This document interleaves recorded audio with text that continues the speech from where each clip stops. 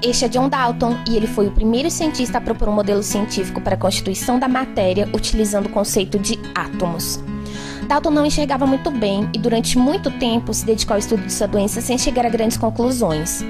Ele pediu que seus olhos fossem preservados após sua morte, na esperança de que um dia fosse descoberto o motivo da sua deficiência para cores. Após 150 anos, amostras de DNA revelaram que ele não possuía genes que identificam o pigmento verde em olhos normais. Em sua homenagem, o distúrbio da troca de cores foi batizado de daltonismo. Séculos antes de Cristo, já existiam especulações acerca da constituição da matéria.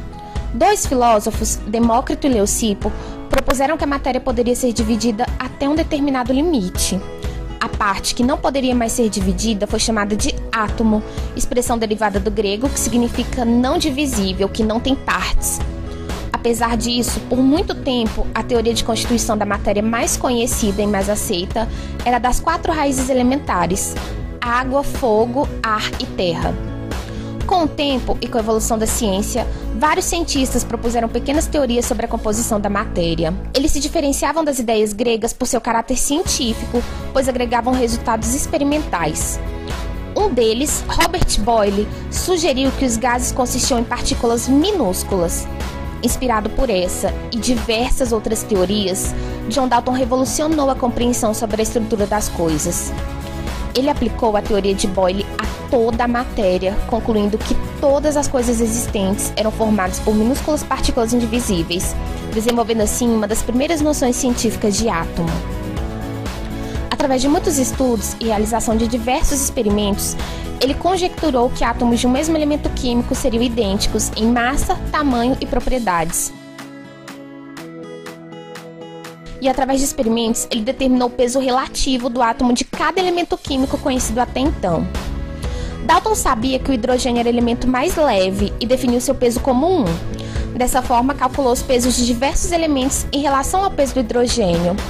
Ele também elaborou uma tabela com modelos estruturais para os elementos químicos conhecidos na época. Através desses modelos, as leis ponderais de Lavoisier e Proust puderam ser representadas.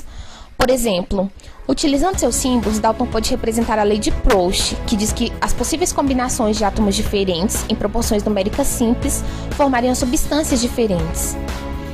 É importante lembrar que, com a falta de tecnologia, Dalton se enganou em alguns aspectos. Ele representou a água sendo uma combinação de um átomo de hidrogênio e um átomo de oxigênio. Hoje sabemos que o hidrogênio não existe em forma atômica independente, mas combinado em pares. Então, quando 2 átomos de hidrogênio se unem a um átomo de oxigênio, a molécula de água é formada. Dalton também representou a lei de Lavoisier sobre conservação da matéria, que diz que durante uma reação química, os átomos são apenas rearranjados, formando novas espécies químicas, não podendo ser nem destruídos, nem criados. Por isso, seu modelo atômico é conhecido popularmente como bola de bilhar, sendo o átomo maciço, esférico, indestrutível e indivisível. Teorias posteriores a de Dalton surgiram para aperfeiçoar o conhecimento sobre a constituição da matéria, mas suas ideias básicas contribuíram de forma significativa para estudos sobre as transformações químicas.